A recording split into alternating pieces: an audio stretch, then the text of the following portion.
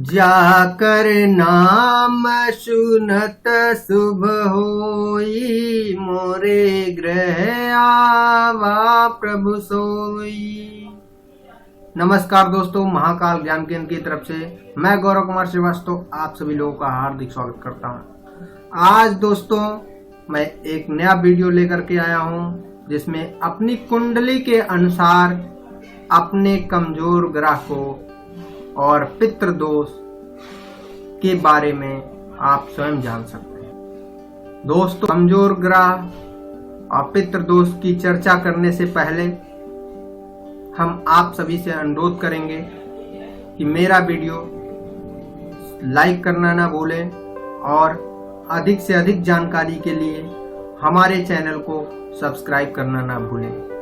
यहाँ पे लिखा है सबसे पहले, अगर लग्न चार्ट के 12 भावों में से किसी भी भाव में 7 नंबर और सूर्य ग्रह लिखा हो तो सूर्य हमेशा नीच का होगा।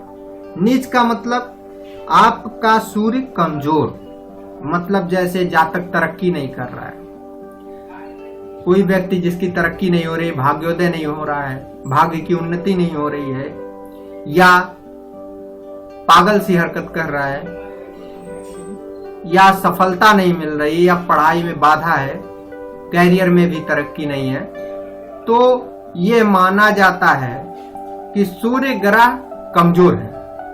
सूर्य हर ग्रहों के राजा है। सूर्य देव को जल देने से भी प्रसन्न किया जा सकता है। आइए सबसे पहले हम आपको बताएंगे कि ये हमारा फर्स्ट हाउस है। अपनी लग्न चार्ट आपको खोलना है, जिस पे लिखा रहेगा लग्न। यहाँ पे लग्न लिखा हुआ है। करना है, सिर्फ अपनी कुंडली ओपन करना है और कहीं भी कुंडली में मान लो यहाँ पे 7 नंबर लिखा हुआ है और 7 नंबर के साथ सूर्य लिखा हुआ है, ऐसे सूर्य लिखा हुआ है, या यहां पे 7 नंबर की गिनती लिखा है, मतलब 10वें घर में 7 नंबर लिखा हुआ है और यहां पे सूर्य लिखा हुआ है, तो आप ये जान जाइए कि आपका सूर्य कमजोर है, कि आपकी भाग्योन्नति में बाधा होगा। अब आपके दिमाग में आ रहा होगा कि अगर ऐसा कुंडली में है तो हम क्या करें। तो दोस्तों इंतजार करें, मैं नेक्स्ट वीडियो जरूर दूंगा, जिसमें उपाय सूर्य ग्रह, चंद्रमा ग्रह, मंगल ग्रह, शनि ग्रह, राहु ग्रह, केतु ग्रह, सब के उपाय हम विस्तार से देंगे। ठीक है, अब इसी क्रम में मैं आगे बढ़ता हूं। अगर लग्न चार्ट के 12 भाव में पहले से लेकर के 8वें घर, 9वें, 10वें, 11वें, 12वें घर, इस 12 घर में किसी भी घर में अगर 8 नंबर लिखा हो, मान लो यहां पे 8 नंबर लिखा हुआ है और साथ में चंद्रमा लिखा हुआ है, या 8 नंबर यहां लिखा हुआ है 7वें घर में या 7वें भाव में, कंफ्यूज ना होना, इसीलिए मैं बार बार आप लोगों को बोल रहा हूं। 7वें घर में 8 नंबर लिखा हुआ है और यहां पे चंद्रमा लिखा हुआ है, तो आपका चंद्रमा कमजोर है। ठीक इसी प्रकार लग्न चार्ट में इसी की बात कर रहा हूं के लिए। लग्न चार्ट के कहीं भी 6 लिखा, मान लो 4th हाउस में 6 नंबर लिखा है और यहां पे शुक्र लिखा है, शुक्र, ठीक,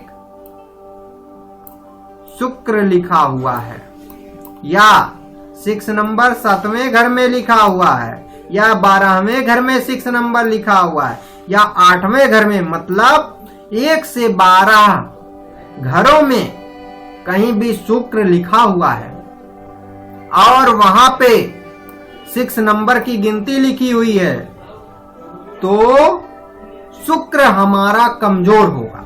इसी प्रकार अगर इस 1 से लेके 12 भाव में से कहीं भी 10 नंबर लिखा हो, मान लो चौथे घर में 10 नंबर लिखा हुआ है, तो आपकी कुंडली, एक हिंट देता हूं, आपकी 7 लग्न में हमेशा 7 नंबर लिखा होगा, 8 नंबर लिखा होगा, 9 नंबर लिखा होगा, मीन्स 10 नंबर लिखा होगा। तो अगर 10वें मतलब 10 नंबर लिखा हुआ है और यहां पे गुरु लिखा हुआ है, गुरु या बृहस्पति, मीन्स गुरुदेव 10वें नंबर के साथ में हैं, 10 नंबर यहां पर हैं, 10 नंबर की गिनती 12वें भाव में लिखा हुआ है और साथ में गुरुदेव बैठे हैं या बृहस्पति बैठे हैं तो कमजोर होंगे। अगर कहीं भी इस कुंडली में 1 से 12 लग्न चार्ट को आपको देखना है, उसमें 1 से लेकर के 12 भाव में कहीं भी, मान लो चौथे भाव में 12 नंबर की गिनती लिखी हुई है और यहां पे बुध लिखा हुआ है, तो आपका बुध ग्रह कमजोर होगा। यहां पे 10वें भाव में बुध लिखा है और साथ में 12 नंबर लिखा हुआ है।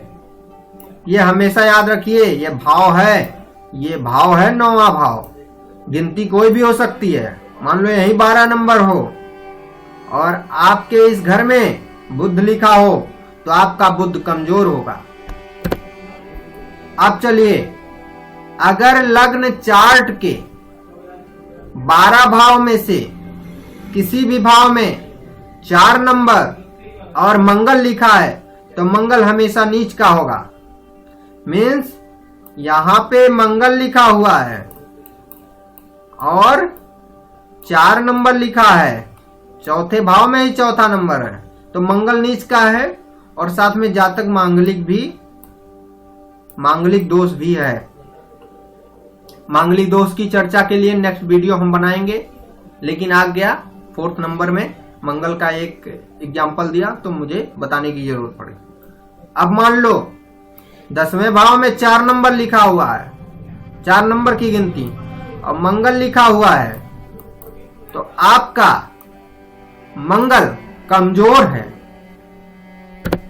चलिए, अगर लग्न चार्ट में कहीं भी 1 नंबर की गिनती लिखी हुई है, मान लो यहां पे 1 नंबर की गिनती लिखी है और साथ में शनि देव बैठे हैं, तो शनि देव नीच के होंगे। जातक को शनि देव का उपाय करना चाहिए। मान लो 10 नंबर की गिनती आपके कुंडली में लिखा है, मान लो आपकी कुंडली में 1 नंबर की गिनती 10वें भाव में लिखा है, यहां पे शनि देव बैठे हैं, तो हमेशा शनि देव नीच के होंगे। दोस्तों, अब हम बात कर रहे हैं लग्न कुंडली के अनुसार हम अपने पितृदोष को कैसे जान सकते हैं। इसकी हम बहुत ही सरल विधि से समझाने का प्रयास किया है। कृपया हमारे वीडियो पर बने रहें। आपके कुंडली में फिर आपको लग्न चार्ट अपना ओपन करना है। पहला घर यही है, दूसरा घर यही है, सेम 12 घर यही है। एक हिंट और भी देता हूं, अगर उस तरह नहीं याद है तो इसको ईस्ट मान लो, इसको ईस्ट मान लो। लग्न ईस्ट होता है। ये क्या हो गया, अगर लग्न पूरब हो गया तो यहाँ पे वेस्ट मीन्स पश्चिम, और ये लेफ्ट साइड उत्तर, और राइट साइड दक्षिण। तो इस तरह से याद करिए, 1 4 7 10, 1 4 7 10 याद कर लीजिए। बाकी सब 2 3 आ जाएंगे, 4 के बाद 5 6 आ जाएंगे, फिर 7 के बाद 8 9 आ जाएगा, और 10 के बाद 11 12। तो कहीं से गलती नहीं होगी।